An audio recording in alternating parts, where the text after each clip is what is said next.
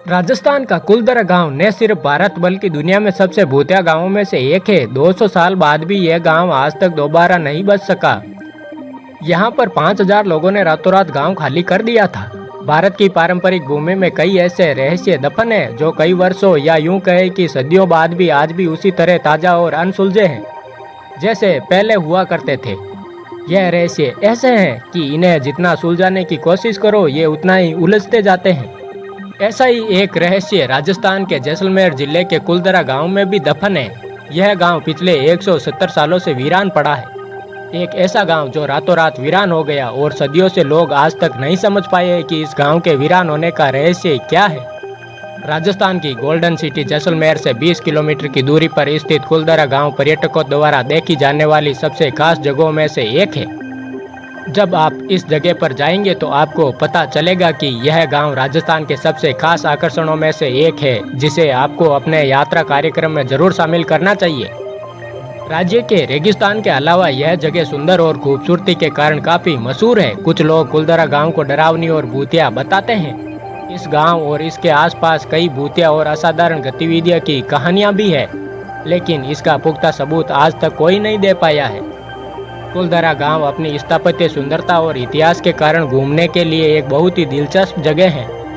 कुलधरा गांव मूलतः ब्राह्मणों द्वारा बसाया गया था जो पाली क्षेत्र से जैसलमेर चले आए और कुलधरा गांव में बस गए।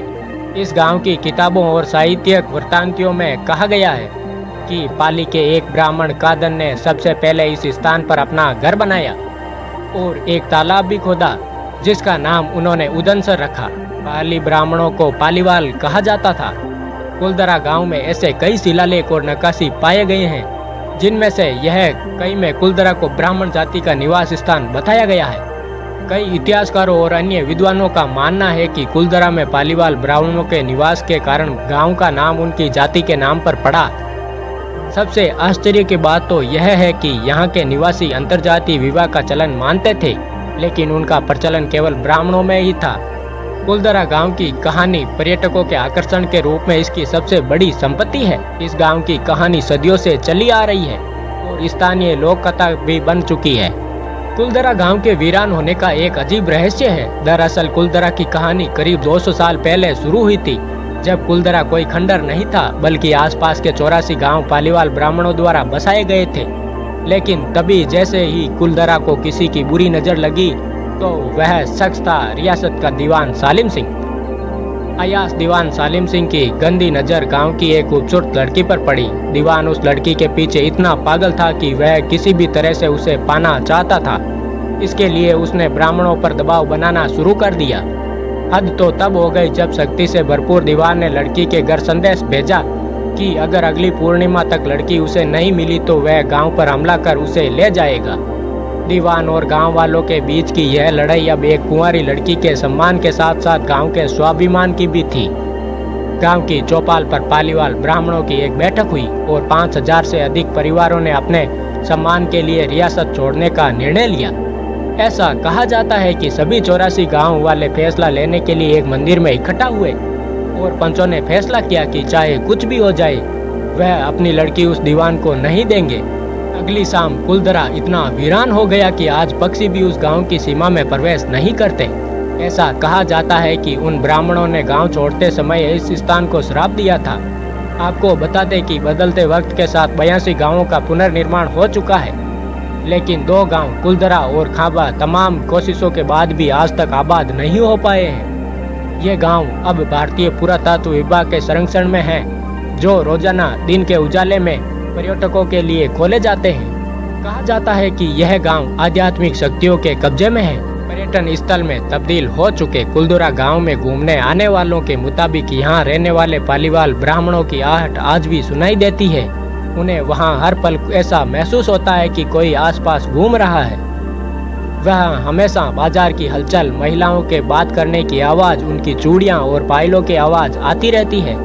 प्रशासन ने इस गांव के बाहर के इलाके में एक गेट बनवाया है जिसके पार दिन में तो पर्यटक घूमने के लिए आते हैं, लेकिन रात के समय इस गेट को पार करने की कोई हिम्मत नहीं करता। कुलधरा गांव में एक ऐसा मंदिर है जो आज भी श्राप से मुक्त है।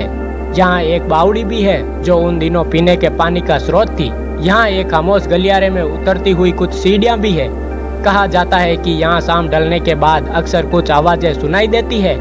लोगों का मानना है कि वह आवाज 18वीं सदी का दर्द है जिसे पालीवाल ब्राह्मण गुजरे थे।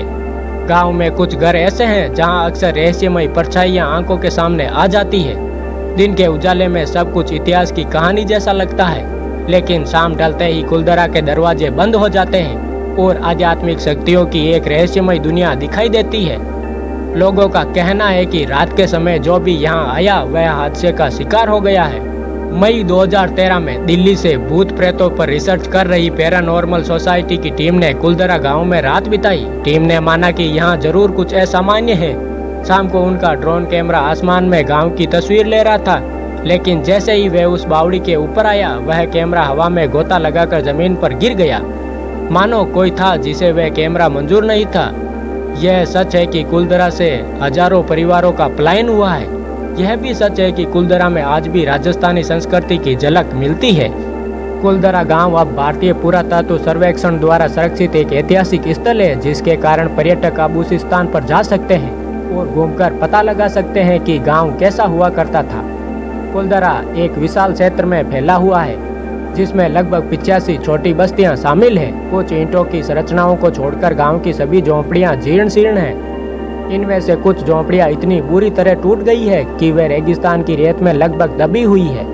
इस गांव के पास एक देवी का पुराना मंदिर भी है, जिसके अंदर कई शिलालेख लगे हुए हैं। इन प्राचीन शिलालेखों ने पुरातत्वविदों को गांव और उसके प्राचीन निवासियों के बारे में जानकारी इकट्ठा करने में मदद की है।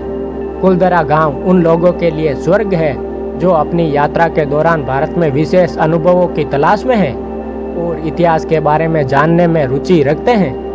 जो लोग फोटोग्राफी या वीडियोग्राफी में रुचि रखते हैं और कुछ चीज़ों पर लघु फिल्में या वृत्त चित्र फिल्में बनाना चाहते हैं, तो यह उन लोगों के लिए एक आदर्श स्थान है।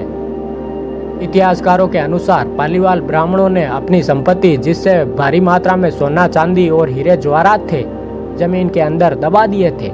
यही कारण है कि जो भी यहाँ आता है वह हर जगह खुदाई शुरू कर देता है, इस आशा से कि शायद वह सोना उसके हाथ लग जाए। यह गांव आज भी जगह जगह से खुदा हुआ मिलता है। राजस्थान एक ऐसा राज्य है जो साल के आधे समय अत्यधिक गर्म रहता है, जिसके कारण कुलधरा की यात्रा का आदर्श समय अक्टूबर से मार्च तक होगा। इन महीनों में गर्मी थोड़ी कम होती है, इसलिए इस समय आप सूरज की चिलचिलाती गर्मी से बच सकते हैं और रेगिस्तान में घूमने का आनंद ले सकते हैं। कुलधरा गांव जैसलमेर के मुख्य शहर से लगभग 18 से 20 किलोमीटर की दूरी पर है।